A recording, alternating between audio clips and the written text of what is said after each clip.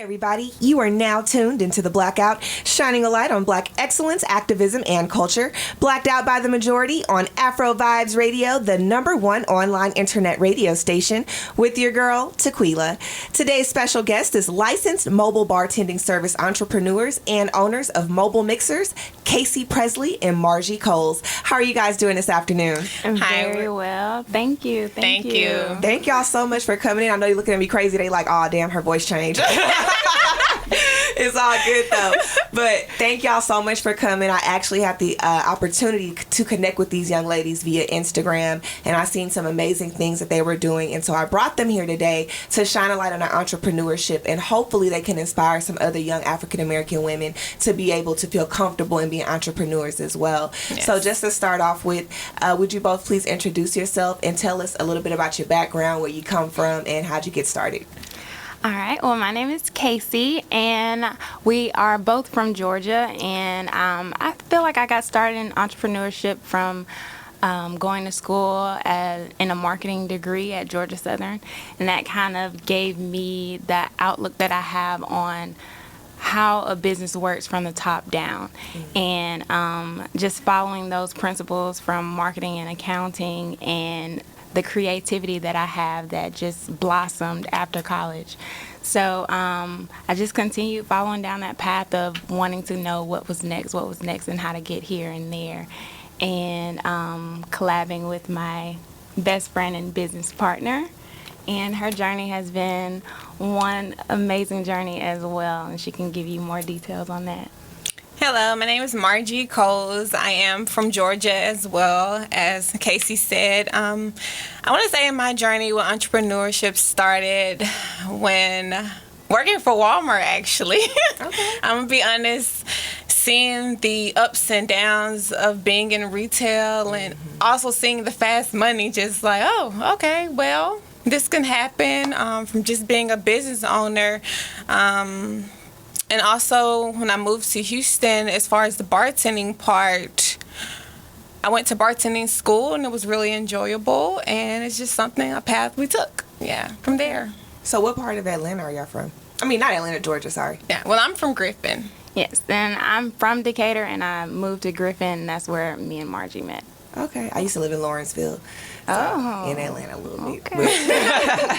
Different environment from Houston, but a great place for a lot of Black people to start their own business. So what actually brought y'all to Houston? Well, I'll let Margie take that over. It was definitely her. I just piggybacked along from her plan.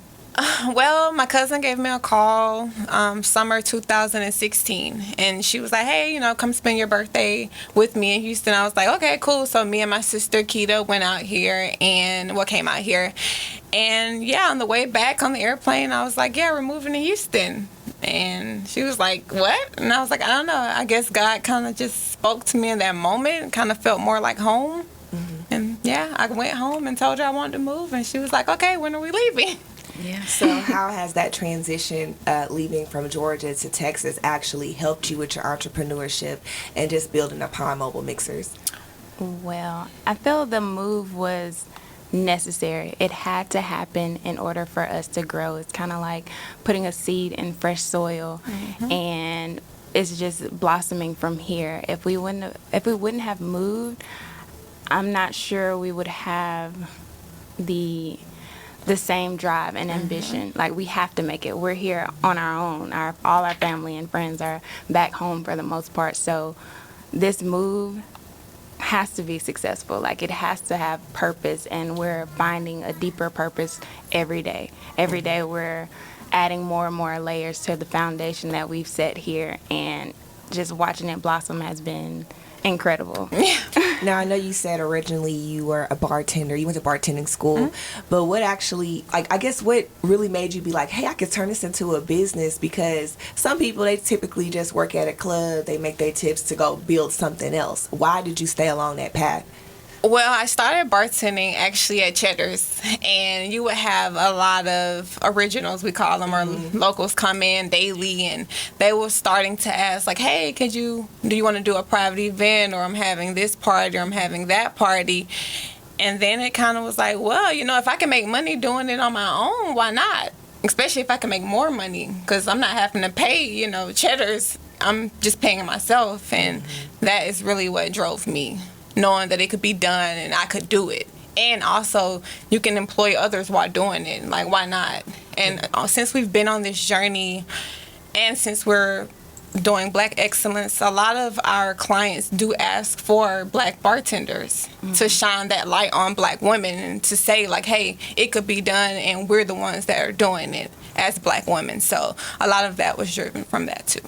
Did y'all think that y'all would be as successful as you are now? Because like you said, you do have employees. You have people that you get to send out and go to these different events. Like, how does it feel to know that it started from like the bottom and now you're making it to the top? Wow. It definitely started at the bottom. We definitely built, I remember our first our first business plan. I took to my stepdad, and he threw it back at me and was like, what is this? And I was like, oh, wow, okay. Went back to Houston, and from then on, it has been a miracle, really. The business we had some more girls on our flyers, and I remember a Black lady at Sprint, she told me, she said, hey, y'all should put your faces on your flyers. You would see how, things would start to manifest. And I went and told her, and she was like, she totally agreed. And when we did that, when we put our faces and we did the photo shoot and put ourselves out there, that's when we got our most business.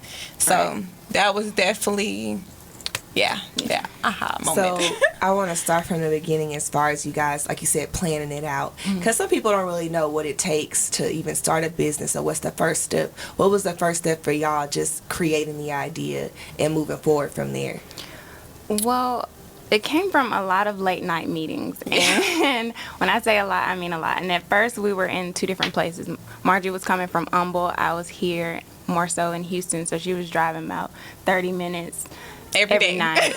And we would just have these meetings where we would just sit down and plan, okay, well, what does it look like? Even the name, how the name would come about, the logo and everything. And it really just took form by first us getting the logo. That was the first thing. Once we saw the logo, that kind of like drove us even more, because now we have to look at this lavish Miami hot fun logo. Okay, now what are we building behind this logo to stand on? So then it was, okay, let's go over spreadsheets and let's figure out how the money, the investors, how much we need, what products we need first, the inventory, everything. Building everything. It took a lot, like literally going out to bars every night, asking bartenders, like, what do you like? Or what is your favorite drink? Or what is the most popular drink? I'm talking about asking bar owners, like, well, how much do you make there? Or how much do you spend on alcohol? Just really studying the craft, like really having to. We have notebooks and notebooks on top of notebooks of notes, literally. And don't be afraid to read. We went to the bookstore a lot of times, like just finding different books. And maybe you won't get through the whole book, but you'll get what you need. And we had to, it's almost like you have to set yourself up for your own school, your own education. Like, education doesn't stop when you graduate. Once you decide this is what you want to do, you have to perfect your craft, and you have to get better at it, and you have to dig deeper into it. And once you seek those questions, and the answers will come to you. So that's where we are now. Every day we're faced with a new problem or a new question, and we get the solutions as well. So from that first day when y'all created the logo and had your meetings and did your research, how long did it take before the company initially started booking people coming in at a good rate? Okay, well, we launched October 20th. We had no one. Like, we gave out hundreds of flyers, hundreds of business cards, and no one. For a while, we would get people like an email or inquiry, and we were starting to think, well, maybe we cost too much, or maybe like, what is it? Because we had the bar, we had the whole professional setup, like we knew, and it kind of happened overnight. Yeah, it really did. Once we got the social media, really was very impactful, and I think some people, like, social media is a huge platform, and a lot of people use it for personal use and everything, and that's great.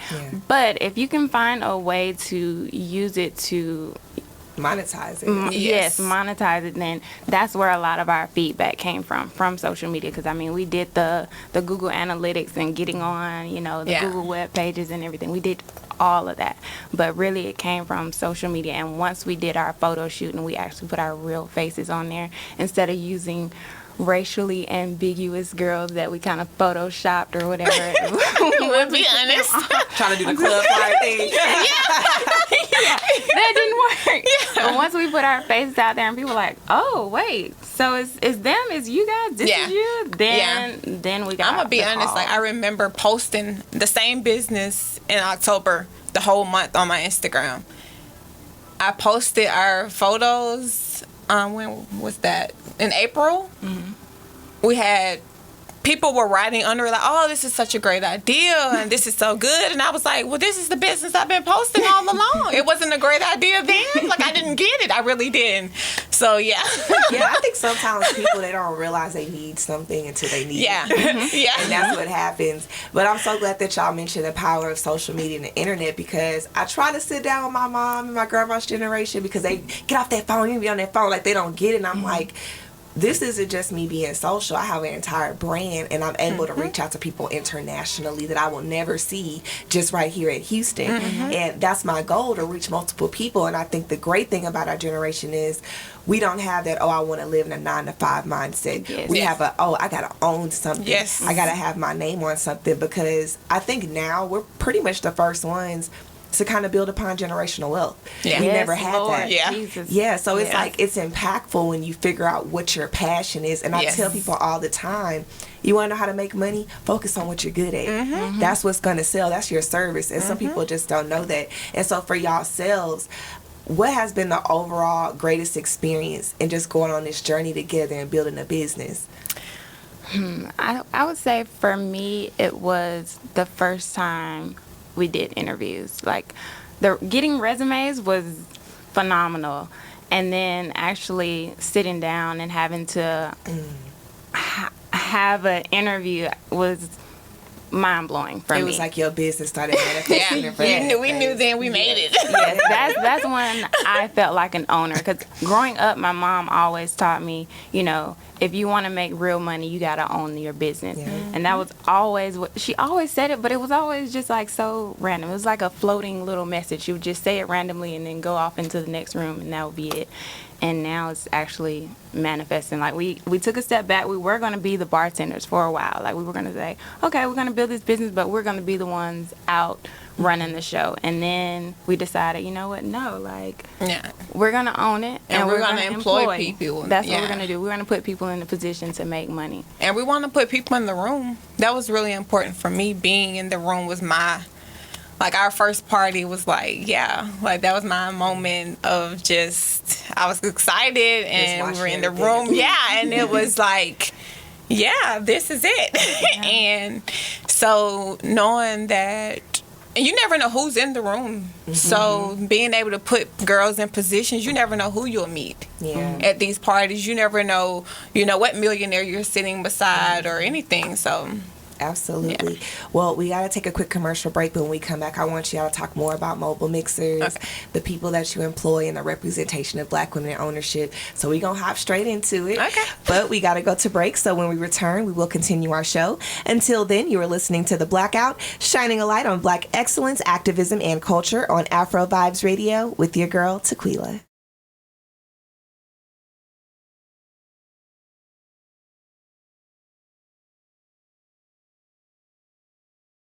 Hey everybody, you are now tuned back into The Blackout, shining a light on Black excellence, activism, and culture. Blacked out by the majority on AfroVibes Radio, the #1 online internet radio station with your girl Tequila.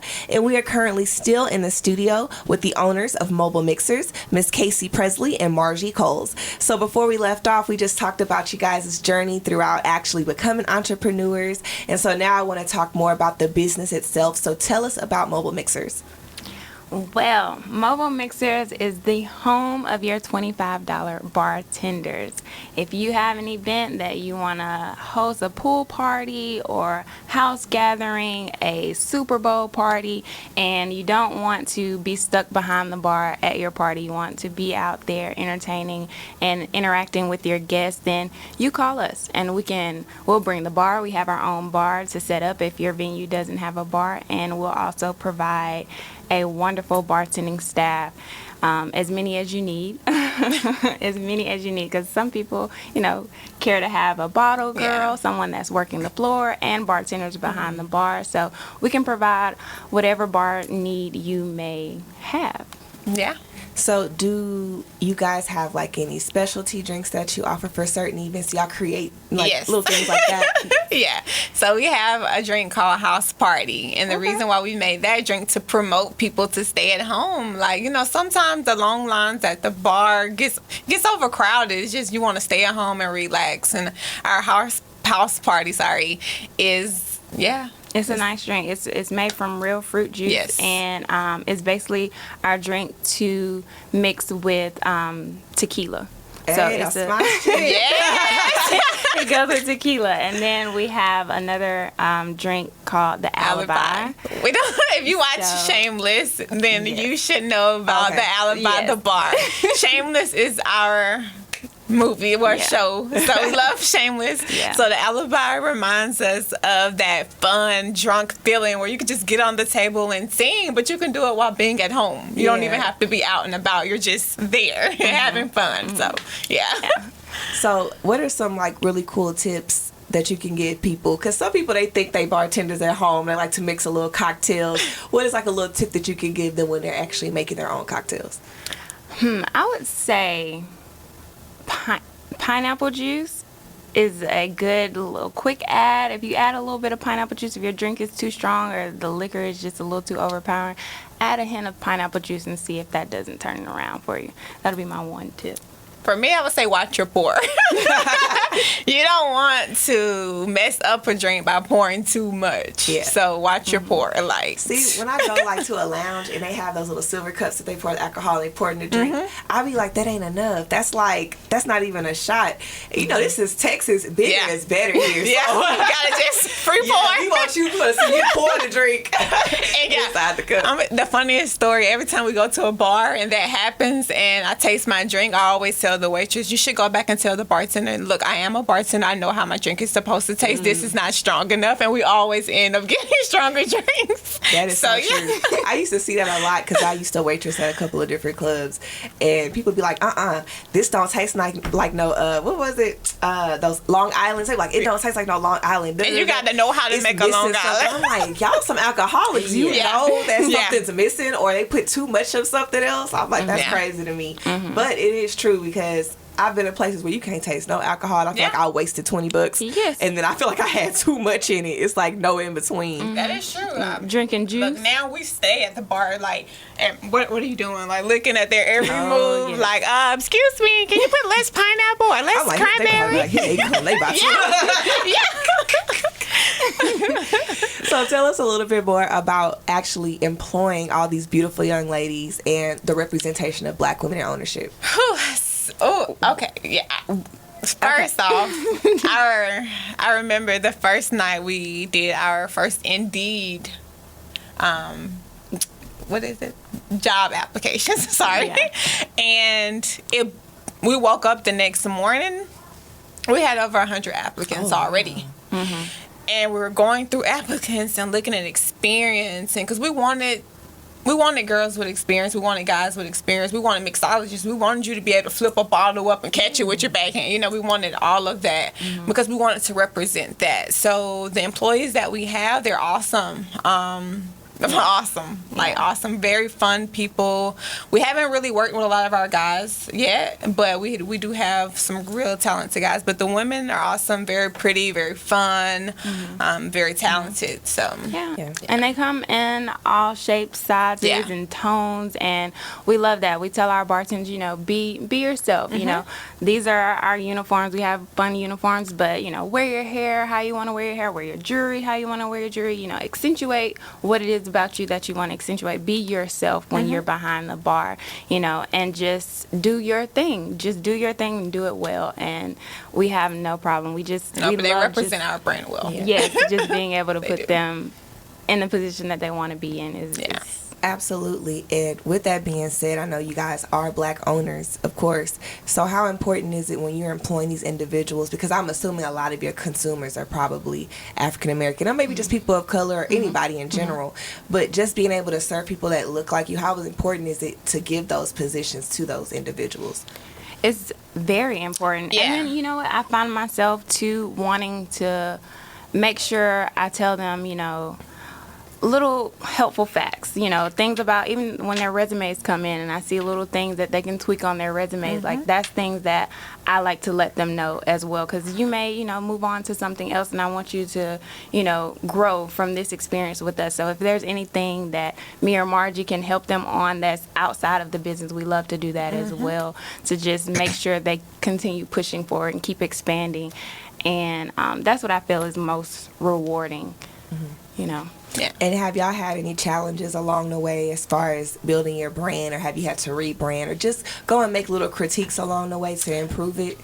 Yeah, most definitely. From the beginning to now. Because some people think that it's just perfect, and sometimes you have to go back and fix some things in your plan. Yes, a lot. Like from our business plan from October to now, we were just talking the other day, we have to go back and kind of recreate the whole Excel spreadsheet just because, that didn't happen the way we expected it, but it happened either more or less. So you still have to go back and learn and grow and study over and over again every day. It's always something. Yeah, and I know y'all mentioned some books. What are some books that you could mention to our listeners?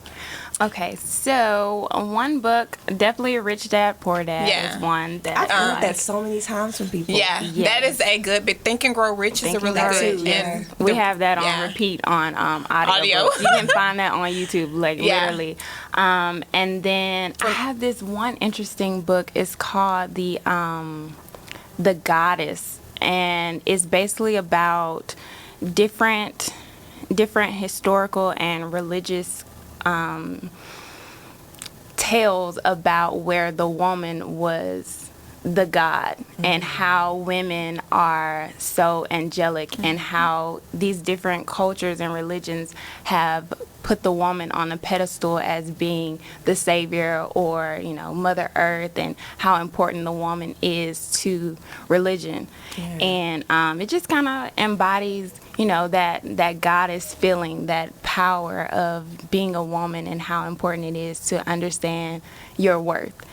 And I really think that's definitely a good book. I think mine is Don't Settle for Safe by Sarah Jakes Roberts. That is if she sees this, that's my girl. I love her. But that book for me was, y'all got me like, let me write these books. Don't settle for safe. She talks about like being yourself, and when something pushes you and drives you, like, don't stop. Keep going no matter where you are. Don't settle. See, look at this. These are sisters that read. See, people think we don't read, but we do. And we love inspirational and self-help books. That's always a great way to go. Definitely. And so, lastly, I know we coming to the end of our show, but I know I might have asked y'all this earlier, but just one more time, for people out there that really want to have a business and they're afraid, they're scared, they don't know what the first step is to make, what advice can you just give them on going out there and just giving it a try? I would say just take the step. I hear a lot of people, Margie, I was thinking about this, I was thinking about that, or I have this business plan, but then they never take that first step. Yeah. It's always just a thought. So you have to be able to see it past what it is at that moment, I'm guessing. Not guessing, but I'm saying, see it how you want it and do it. Yeah. Because visualization is key. And I think what most starting out entrepreneurs have to realize is not everybody's going to see your vision. That doesn't mean it won't come to pass. You have this vision was given to you for a reason, and everybody isn't meant to see it. And there are some people that they're not going to see it until you hit $1 million. They won't even acknowledge it. And also, understand that there are people that you're going to have to protect your dream from. Like, Yeah. you Oh, can't yeah. tell your vision to everybody. Oh, yeah. And once you do find those people that once you tell them your vision, they're supportive and they're motivating you, then that's all the support you need. True. And then once you have that, build on that. Go to those people and like, hey, I need help with this, or I'm thinking about this. Let them be your sounding board. Not the people that are like, oh, why would you do that? Like, that doesn't sound 'cause good. even moving Nobody's done that here- before. Yeah, even moving here, it We was got so so much. Why much would you go to negative. Houston? What's in Houston? Why Houston? Your family is here. Right. And it was like, look, Y'all don't even I got have a a plan, I got a plan. And Yes. Houston is where I feel like God is pushing me. And this, now look, we're doing Yeah, awesome. absolutely. We're doing Right. great. And so many people, well, I won't say Yeah. so many people, but a lot of people are like, no, like, Yeah. why would you go there? You don't have a job. You're not going for a job. Yeah, you're not going for school. You're not going for work. Why would you do that? And it's kind of like, well, I have a dream. I have a vision. And Yeah. if I feel like that's where I can manifest it, and that's where I'm going. And it's such a great place in Yeah. Houston now because one, we're diverse, and two, the economy is really Yeah. great compared to a lot of other places. Yeah. You can really thrive and survive here. It's just so much opportunity. It is. So much. And I tell people all the time, we've always been kind of in the back while Georgia and LA and New York, they kind of been shining on Yeah. us. But now everybody's coming here because, like I said, it's more opportunity. It is. And so I'm glad when I get to see so many beautiful black people just finding ownership and just taking their passion to the next Yes. level, because Yeah. that's the only way we're going to elevate as a people. Yes. And like you said, unfortunately, you can't take everybody with you. You Some can't. people got to stay behind because they'll hold Yeah. you back. And I know for myself, my biggest fear was I'm afraid of failure. Mm. And I have to come to a crossroads of, if you're not failing, you're not trying to succeed, because failing sometimes shows you where you need to work on things better at.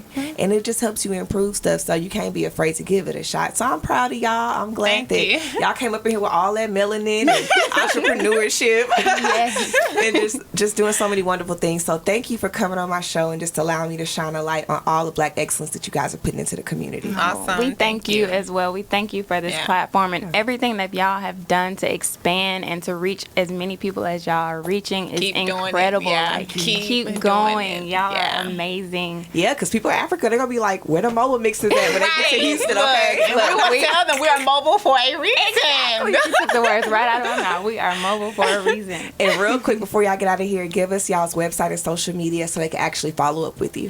All right, so our website is www.mobilemixershtx.com, and our Instagram is mobile_mixers. Thank you guys so much. And thank you all for listening to The Blackout, where we always shine a light on black excellence, activism, and culture with your girl Tequila on AfroVibes Radio. And make sure to check out our Facebook and Instagram pages at The Blackout AVR. And to stay up to date on our previous discussions and future events, please visit AfroVibes Facebook and Instagram at AfroVibes Radio, Twitter at AfroVibes Radio with an S. And lastly, listen to us online at www.afrovibesradio.com or simply download the AfroVibes Radio app on the Apple or Google Play Store.